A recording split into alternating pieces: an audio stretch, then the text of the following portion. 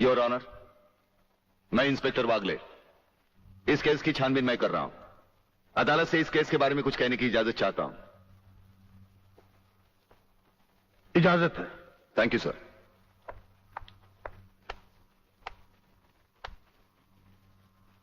Your honour, इंसाफ के इस मंदिर में आपको न्याय करते हुए कई साल हुए होंगे और इन सालों में आपके सामने रेप और मर्डर्स के अनगिनत केसेस भी आए होंगे।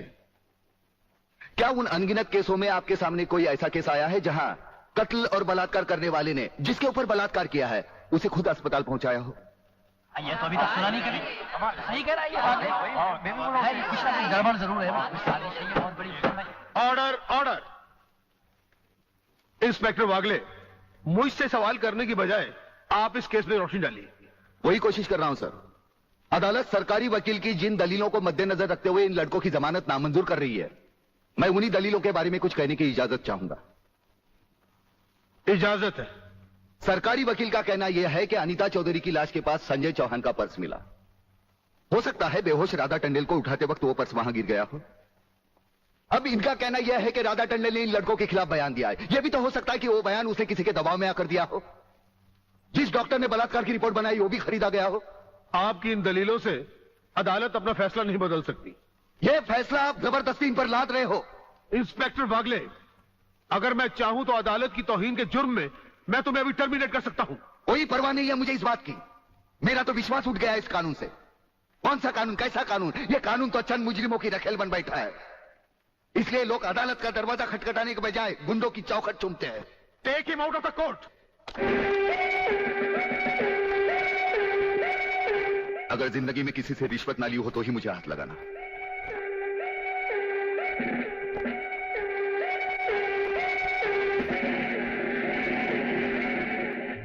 इन्हें गिने भुक्कड़ लोगों की वजह से अदालत शतरंज की बिसात बन गई है, जहां कोई भी आकर कानून से खेल सकता है। लेकिन इन खिलाड़ियों को अगर मैंने सच्चा कानून नहीं सिखाया तो मेरा नाम भी शिवाजी राव वागले नहीं।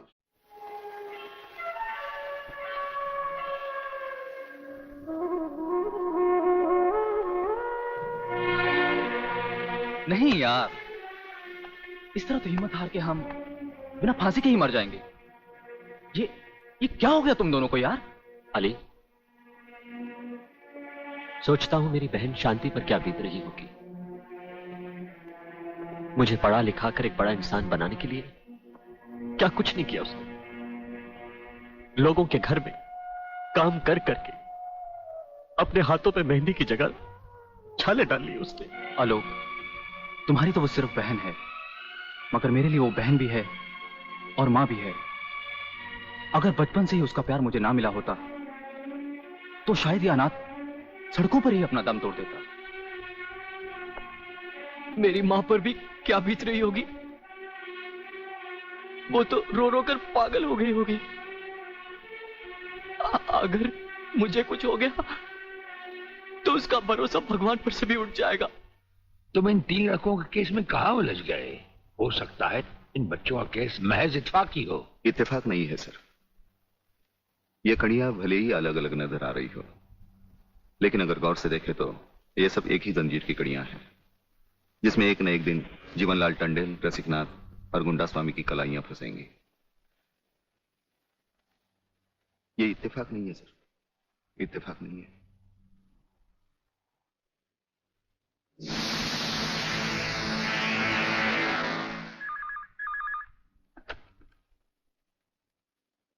हेलो सर, मैं तुम्हारी आवाज अच्छी तरह पहचानता हूं जेलर। तुम वहां से कुछ नहीं बोलोगे, सिर्फ सुनो, क्योंकि जब से तुम्हारी जेल में सूर्यदेव सिंह आया है तुम्हारी दीवारों के भी कान हो गए हैं। मुझे वागले और उसकी मीटिंग का पता चल चुका है। वो 3 लौंडों के केस की सीढ़ी बनाकर मुझ तक पहुंचे। उसके पहले उसकी सीढ़ी के हर डंडे को काट कर फेंक दूंगा मैं। सुनो जी। मुन्ना और उसके खतरनाक खूनी साथियों को आज रात को पुलिस की वर्दी में जेल से बाहर निकाल दो और उनको समझा दो पुलिस स्टेशन जाकर उन तीनों लड़कों का बिल आत्महत्या के नाम पर फाड़ दें।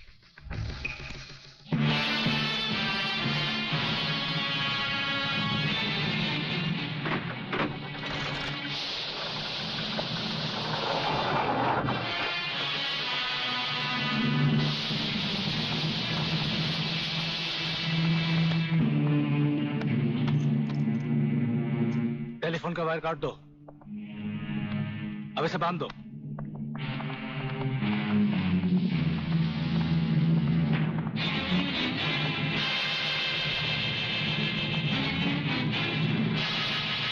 डरो मत, तुम्हारी जमानत हो चुकी है। हम लोग तुम्हें रिहा करने आए हैं।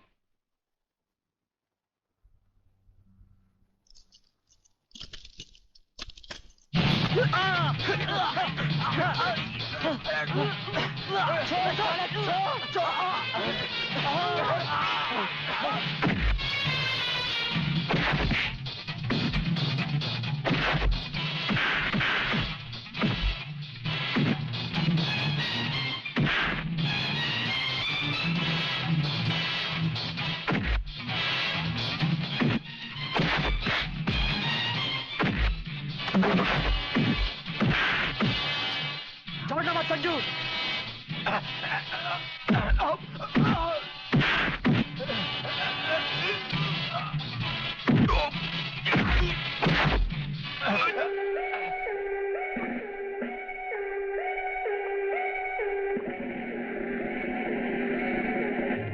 क्या बकते हो? किसने बताया तुम्हें?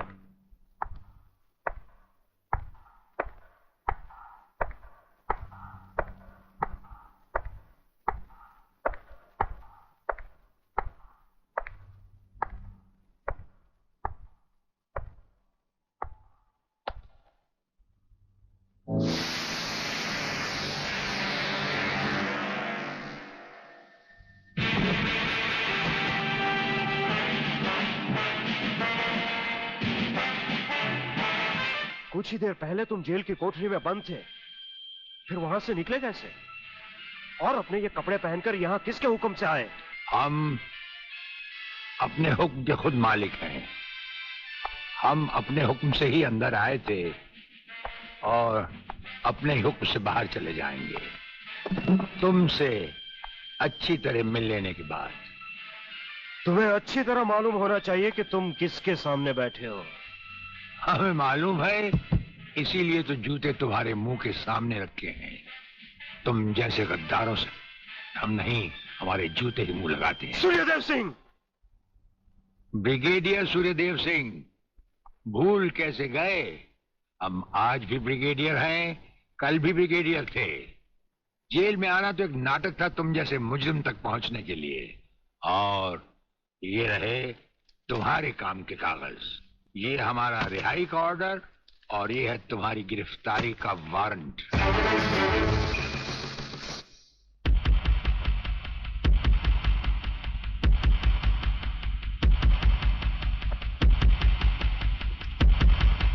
याद करो वो दिन जब तुमने ये वर्दी पहनने से पहले एक कसम खाई थी। याद करो।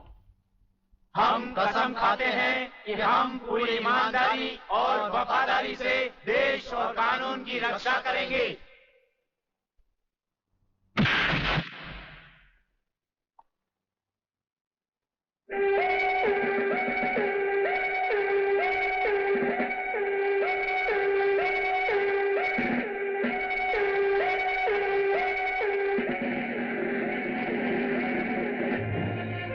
इन नंगों की बारात में ये वर्दी वाला दूल्हा नहीं जाएगा वागले। इसके भी कपड़े उतार डालो।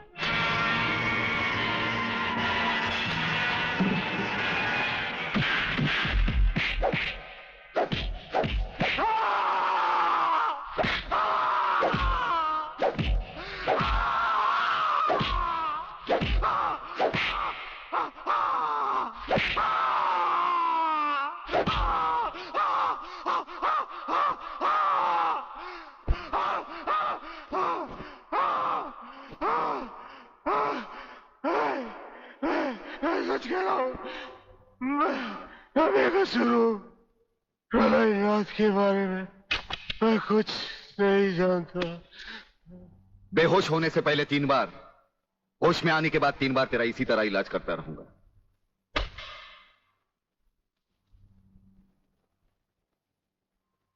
साथियों, तुम लोगों को शायद यह मालूम नहीं कि यह प्राइवेट और इमरजेंसी मीटिंग मैंने क्यों बुलवाई। इसलिए कि सूर्यदेव सिंह जेल से छूट चुका है और अब वो खतरा बनकर हम सबके सर पर मंडरा रहा है। मगर 1 साल से पहले वो छूट कैसे गया? उसका जेल जाना एक नाटक था कादर।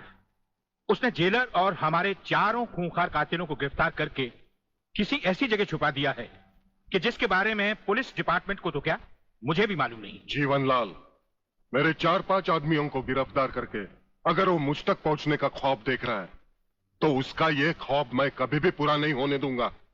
अब सूर्यदेव सिंह नाम का बिल फाड़ना ही पड़ेगा। मगर अगर मगर कुछ नहीं चलेगा जीवनलाल। अब 15 अगस्त को ज्यादा दिन नहीं है। जानते हो, सूर्यदेव सिंह हमारे लिए बहुत बड़ा चैलेंज है और बड़े से बड़े चैलेंज के साथ टकराने का प्रलयनाथ को शौक है। तुम तुम्हारी मिनिस्ट्री संभालो, सूर्यदेव सिंह को आज से मैं संभालूंगा।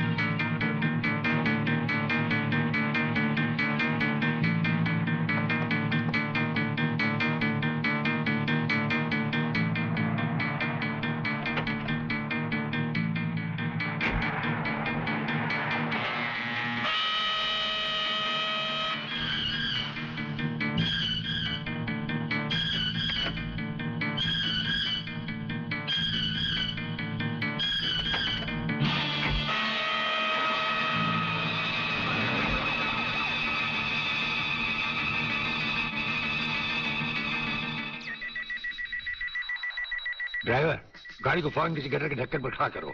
इसमें बम लगाया जा चुका है। Yes sir.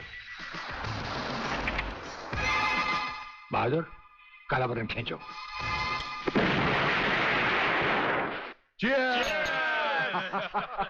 पियो, आज जी भर कर पी लो।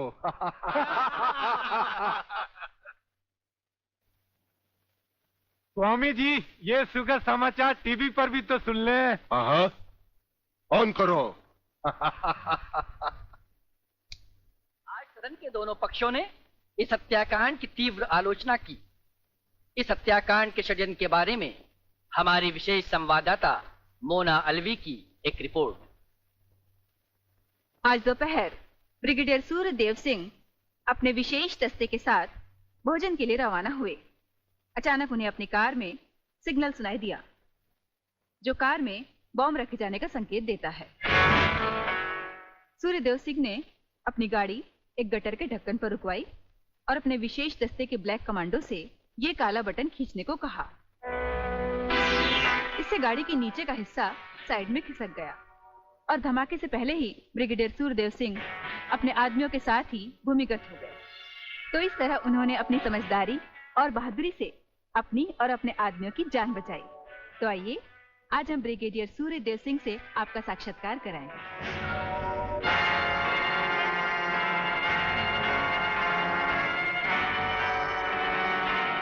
ब्रिगेडियर साहब, क्या आप हमें बताएंगे कि इस साजिश में किसका हाथ है? हाँ, हाथ होता तो कभी का काट चुके होते हम। ब्रिगेडियर साहब, आप हमारे दर्शकों को बताएंगे कि इन देशद्रोहियों ने आप पर हमला क्यों किया? जाहिर है कि हमें जीवन दान देने के लिए नहीं,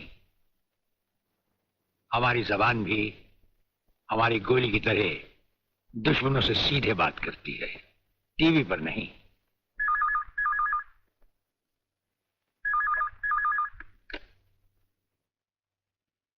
हेलो। ज्यादा आंखें फाड़ कर हमारा न्यूज देखोगे तो जल्दी अंधे हो जाओगे। ये समाचार देखने का नहीं, पैगाम सुनने का वक्त है। हेलो हेलो, तुम फोन कहां से कर रहे हो? तुम तो टीवी पर हो। हम टीवी पर भी हैं और हमारे घर पर भी। गेंडा स्वामी, ये टाइम बम का खेल हम तब से खेल रहे हैं जब तुम्हारे बाप दादा अपने बालों में खिजाब लगाते थे।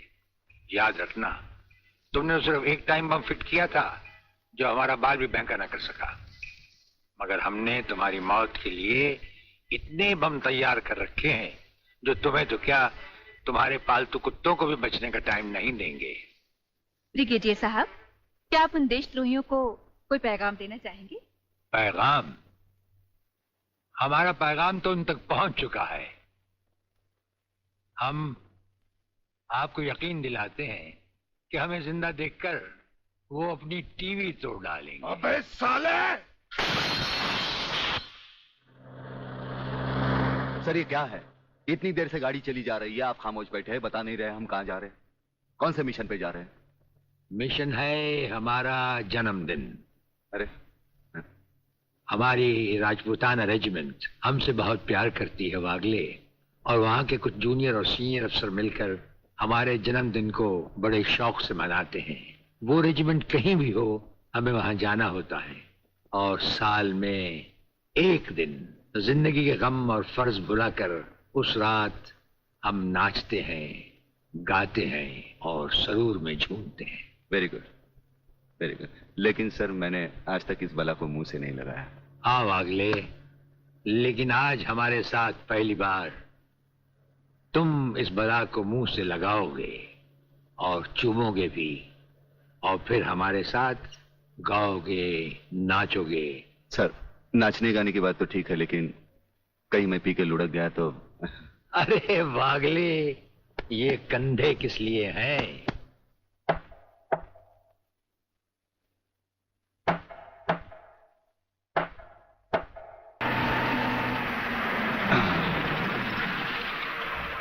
अरे तू काय को उछल रही है? आ गया रे। अरे जब किधर? दर्जी सीने को भूल गया क्या? है। हाँ। आहिस्ता आहिस्ता आ गए।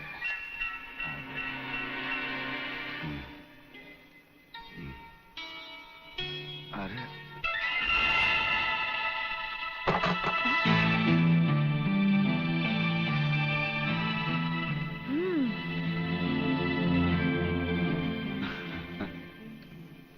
हंस क्या रहे हो?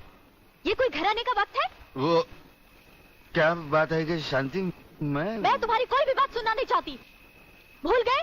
आज तुमने कहा था कि घर से खाना बना कर लाना, हम लोग साथ में खाना खाएंगे, और आ रहे हो अब? वो बात हमने जानी है ना, जानी। ये क्या? तुमने दारू पी रखी है? तुम दारू भी पीते हो? वो बात ये है कि शांति, अरे तेरे झुमके कितने मोटे। खबरदार अगर मुझे छुआ तो।